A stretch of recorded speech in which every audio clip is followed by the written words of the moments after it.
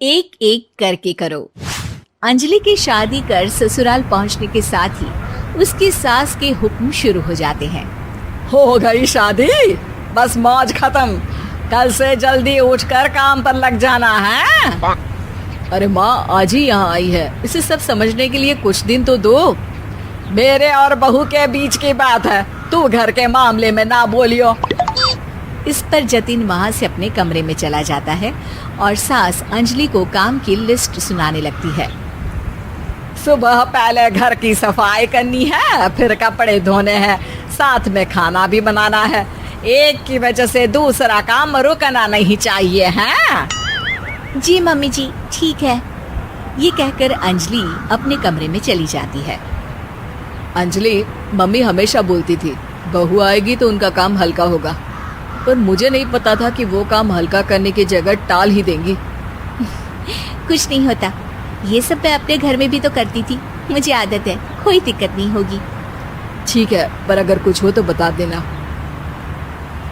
दोनों सो जाते हैं और अगली सुबह से अंजलि जल्दी उठ के सास के बताए कामों में जुट जाती है, जिसमें वो जैसे ही कपड़े धोने लगती है तो सास वहाँ आ जाती है।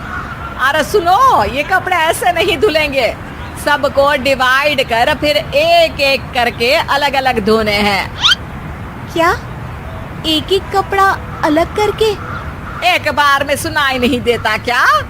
वही बोला है मैंने, लग जाओ काम पर हैं? सास की बात मानते हुए अंजलि एक एक करके कपड़े धोना शुरू करती है, जिसे करते हुए आधा दिन बीत जाता है। अरे रे, सुबह से कब दोपहर हो गई पता ही नहीं चला, अभी तो खाना भी बनाना है। अंजलि भागते हुए रसोई में जाती है, जहां उसकी सास पहले से ही उसे खड़ी मिलती है। खाना बना लेना, देखो पहले पकोड़े तल दो और एक एक पकोड़े अलग अलग तलना, नहीं तो कोई कच्चा कोई पक्का रह जाता है। सास की हर बात में एक एक की कहानी अंजलि के समझ में नहीं आती, लेकिन फिर भी वो बिना कुछ बोले काम करती रहती है। अगली सुबह फिर वही शुरू होता है और सास एक बार फिर खाने के समय रसोई में आती है। आज क्या बन रहा है हैं? वो जतिन ने भिंडी की सब्जी, रोटी और धनिए की चटनी बोली है, इसलिए वही बना रही हूँ। अरे वाह जी वाह, बढ़िया है। पर भिंडी एक एक करके धोना, फिर टोवेल से पोंछकर एक एक करके ही काटना, साथ ही धनिए की पत्ती भी एक एक करके ही धोना। अरे पर मम्मी जी। अरे क्या पर? सफाई का ध्यान रखना आता भी है या नहीं है? मैं ये सब सबकी हेल्थ के लिए ही तो कर रही हूँ ना, और तुम अर पर करती रहती हो हैं? सास की बातें सुन अंजलि हैरान रह जाती है। मैं तो सिर्फ सोचती थी कि जानबूझकर मेरा काम बढ़ाने के लिए ये सब करती हैं, पर ये तो काम बढ़ाने के साथ परेशान भी करना चाहती हैं। मैंने इनकी कौन सी बहस खोल दी जो इतनी दुश्मनी निकाल रही हैं? अब क्या करूं? अब अंजलि सास की बातों और हरकतों के बीच फंस जाती है। काम के लिए मना भी नहीं कर सकती, नहीं तो जाने कौन सा ड्रामा खड़ा कर दे। पर अंजलि, तुझे कुछ तो करना पड़ेगा। इतनी देर में जतिन भी वहां आ जाता है। अरे कौन ड्रामा खड़ा कर रहा है और क्या करना पड़ेगा? जतिन की बात सुन अंजलि सोच में पड़ जाती है। इन्हें सच बताऊं या नहीं? पर अगर ये गुस्सा हो गए तो? वैसे भी अपनी माँ से बहुत प्यार करते हैं, फिर उनके खिलाफ कुछ सुन कैसे लेंगे? अंजलि ये सब सोच ही रही होती है कि जतिन फिर बोलता है। अरे क्या हुआ, कहाँ खो गई? अरे नहीं कुछ नहीं, वो मैं टीवी सीरियल के बारे में सोच रही थी।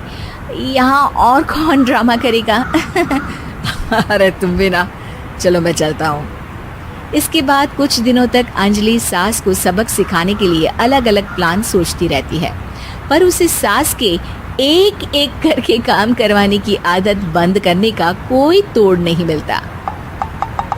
अगर ऐसे ही चलता रहा तो कहीं मैं एक दिन अपने सिर के बालों को भी एक एक करके सुलझना ना शुरू कर दूं। पगली हो गई है क्या? अकेले में क्या बड़बड़ किए जा रही हो? वैसे आज खाने में क्या है? आलू की सब्जी। तो फिर आलू को अच्छे से काट कर उसके कटे हुए कपड़ों को एक एक करके ही धोना है। बिल्कुल, इसे कैसे भूल सकती हूँ।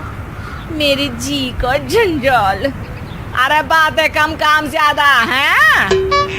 अंजलि एक बार फिर सास के कहे अनुसार काम करने लग जाती है, जिसमें सब्जी बनाते हुए उसके दिमाग में एक आइडिया आता है और वो सास को आवाज लगाती है। मम्मी जी सुनिए जरा, इधर तो आना। अंजलि की आवाज सुन सास रसोई में आती है। अरे क्या हुआ, क्यों गला फाड़ कर चिल्ला रही हो? कुछ नहीं, वो सुबह कपड़े धोने की जल्दी में नहाई नहीं थी और अब शाम की पूजा भी करनी है, तो आप जरा सब्जी देख लीजिए ना, तब तक मैं नहा कर आती हूँ। अंजलि सास को रसोई में छोड़कर नहाने चली जाती है। इसी तरह देखते देखते 4 घंटे बीत जाते हैं, लेकिन अंजलि बाथरूम से बाहर ही नहीं निकलती, जिसे देख सास उसे आवाज लगाती है। अरे बाथरूम में ही समाधि लगा ली क्या? यहाँ सब्जी बनकर ठंडी भी हो गई और अभी तक तेरा नहाना खत्म नहीं हुआ। मम्मी जी जैसे आप कहती हैं ना, मैं वैसे ही एक एक करके अपने बाल शैम्पू कर रही हूँ। तो अभी 3 घंटे और लगेंगे, तब तक काम और जतिन को खाना सर्व करना आप संभाल लेना। इस तरह अपने नहले पर बहू का दहला देख सास शॉक्ड रह जाती है, जिसके बाद से घर में एक एक करके करने का आलाप बंद हो जाता है। एक समय की बात है, एक गांव में सफेद साड़ी वाली चुड़ैल का आतंक था। चुड़ैल रात भर गांव में घूमती और गांव का जो भी आदमी उसे दिखाई देता उसे वो घायल कर देती। अरे कोई तो बचाओ, मर गया रे। एक रात हरिया अपने खेत से अपने घर लौट रहा था कि तभी अचानक उसके सामने चुड़ैल आ जाती है। अरे बाप रे, ये चुड़ैल कहाँ से आ गई? आज तो मैं गया काम से।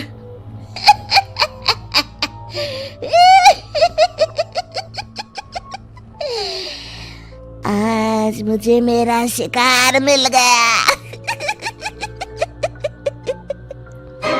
अरे चुड़ैल दीदी, मुझे छोड़ दो।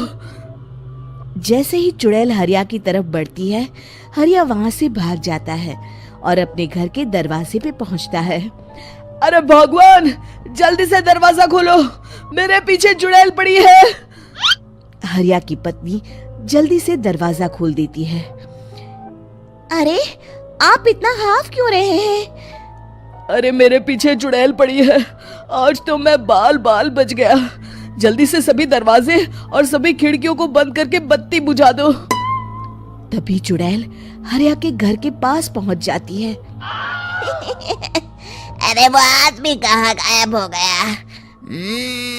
मैं भी देखती हूँ आखिर कब तक बचेगा। मैं अपने शिकार को इतनी आसानी से नहीं छोड़ती।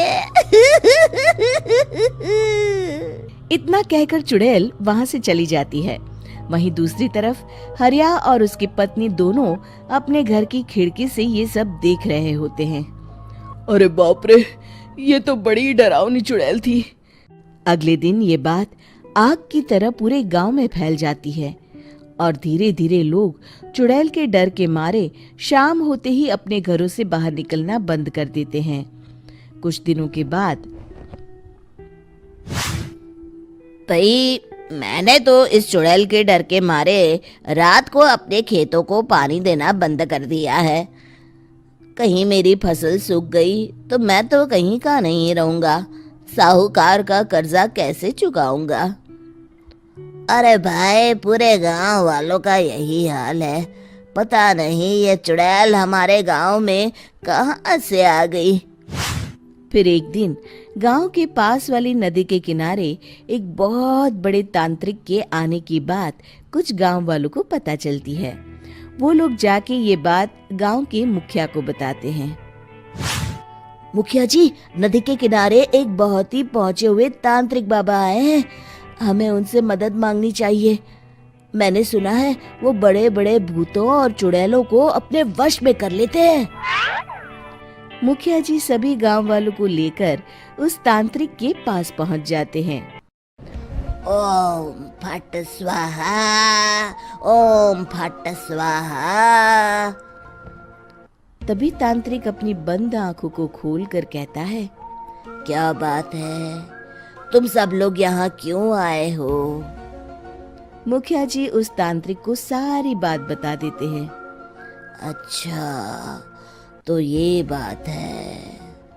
और तांत्रिक अपनी आंखों को बंद कर लेता है। मैं देख रहा हूँ तुम्हारे पूर्वजों ने बहुत पाप किए थे, जिससे ये गांव अब श्रापित हो चुका है। उसी के फल स्वरूप तुम्हारे गांव में चुड़ैल आई है। ये चुड़ैल बहुत खतरनाक है, ये किसी को नहीं छोड़ेगी। हे भगवान, मर गए रे, अब क्या होगा? तभी गांव के मुखिया जी कहते हैं, बाबा, इस चुड़ैल से हम सबको बचा लीजिए, कोई तो उपाय होगा। इसका सिर्फ एक ही उपाय है, सभी गांव वालों को बारी बारी हर दिन अपनी आधी फसल उस पहाड़ी के ऊपर बनी काली गुफा में छोड़ के आनी होगी। तभी उस चुड़ैल की भूख मिटेगी और श्राप का प्रभाव खत्म हो जाएगा और तुम सब जिंदा बच जाओगे। सभी गांव वाले उस तांत्रिक की बात को मान लेते हैं और वहां से चले जाते हैं। फिर अगले दिन से रोज उस गांव के लोग बारी बारी से अपनी आधी फसल उस काली गुफा के पास जाकर रखाते। कुछ दिनों बाद हरिया की बारी आती है। बाप रे, आज तो मेरी बारी है उस काली गुफा में जाने की। क्या करूं, वो तो बड़ी खतरनाक चुड़ैल है। मेरे तो हाथ पैर कांप रहे हैं। फिर हरिया डरते डरते अनाज की बोरियां अपनी बैलगाड़ी में लाद देता है। तभी हरिया की पत्नी उससे कहती है, देखो जी, संभल के जाना और किसी भी हालत में शाम होने से पहले वापस आ जाना। उस चुड़ैल का कोई भरोसा नहीं है जी। हरिया बैलगाड़ी में बैठते हुए कहता है, भगवान, मैं क्या वापस आऊंगा? लगता है अब तो मेरी खबर ही आएगी। इतना कहकर हरिया वहां से चला जाता है। रास्ते में जंगल से गुजरते हुए हरिया की बैलगाड़ी का एक चक्का बड़े गड्ढे में फंस जाता है। हे भगवान, अब ये क्या मुसीबत है? हरिया नीचे उतर के पूरी ताकत से अपनी बैलगाड़ी को गड्ढे से निकालने की कोशिश करता है। बहुत देर मेहनत करने के बाद हरिया की बैलगाड़ी उस गड्ढे से बाहर निकल जाती है। हे भगवान, अब तो शाम होने वाली है। आज तो मैं गया काम से। जैसे तैसे हरिया काली गुफा में पहुंच जाता है। अरे मर गया रे, यहाँ तो चारों तरफ डरावना माहौल है। मैंने यहाँ आने में बहुत देर कर दी, कहीं चुड़ैल नाराज ना हो जाए। हरिया अनाज की बोरियां वहां रख के जैसे ही जाने लगता है, तभी उसे किसी के आने की आवाज सुनाई देती है। हरिया एक कोने में छुपकर अंदर देखने लगता है। चुड़ैल वहां आती है और फिर अपने चेहरे से नकली चुड़ैल का मुखौटा निकाल देती है। हरिया ये देख के हक्का बक्का रह जाता है। तभी चुड़ैल कहती है, भैया यहाँ आना, आज तो बहुत अनाज आया है। इसे मिलाकर अब हमारे पास ढेर सारा अनाज जमा हो गया है। कल ही हम इसे शहर में बेच आएंगे और माला माल हो जाएंगे। तभी अंदर से नदी के किनारे वाला तांत्रिक बाहर आता है। अरे, ये तो तांत्रिक बाबा है। हाँ, अब तो हम दोनों की जिंदगी मजे में कटेगी। गांव वालों को बेवकूफ बनाना इतना भी मुश्किल नहीं था। लोग तो तुम्हें सच में असली चुड़ैल समझते हैं। हाँ, तुमने सही कहा। अब ये गांव वाले चुड़ैल के डर से जिंदगी भर इस काली गुफा में अनाज पहुंचाते रहेंगे। अच्छा, तो ये बात है। ये दोनों पूरे गांव वालों को बेवकूफ बना रहे हैं। अभी जाकर सबको बताता हूँ। हरिया उन दोनों की पूरी बातें सुन लेता है और जल्दी से वापस गांव में आता है। गांव वालों को पूरी बात बता देता है। इससे पहले वो दोनों हमारा अनाज लेकर शहर जाए, हमें उन दोनों को पकड़ना होगा। उधर दूसरी तरफ नकली तांत्रिक और नकली चुड़ैल बनी औरत एक बड़ी गाड़ी में सारा अनाज लाद के वहां से निकलने की तैयारी कर रहे होते हैं। जल्दी करो, इससे पहले हमें कोई देख ले, हमें यहाँ से निकलना होगा। और तभी वो दोनों देखते हैं कि सामने से सभी गांव वाले अपने अपने हाथों में मशाल लेके आ रहे हैं। दोनों बुरी तरह डर जाते हैं। रुक जाओ, तुम दोनों का भांडा फूट चुका है। अरे मर गए रे, ये गांव वाले कहाँ से आ गए? तुमने क्या सोचा इतनी आसानी से यहाँ से निकल जाओगे? ये अनाज हमने अपने खून पसीने से दिन रात खेतों में मेहनत करके उगाया है। दोनों मुखिया जी के पैरों में गिर जाते हैं। हमें माफ कर दीजिए, हम दोनों एक नंबर के कामचोर हैं, बिना मेहनत किए पैसे कमाना चाहते थे। हाँ, अब हम आगे से मेहनत मजदूरी करके पैसे कमाएंगे, हमें कुछ मत करना, हमें छोड़ दीजिए।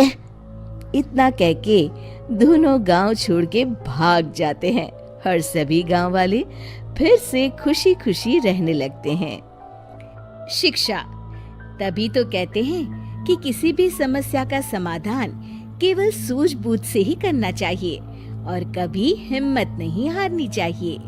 दोस्तों, हमें उम्मीद है कि आपको हमारी ये कहानी पसंद आई होगी। कृपया हमारे चैनल को सब्सक्राइब करें और सभी अपडेट्स के लिए बेल आइकन जरूर दबाएं। और हाँ, वीडियो लाइक और शेयर करना मत भूलिएगा। Bye bye.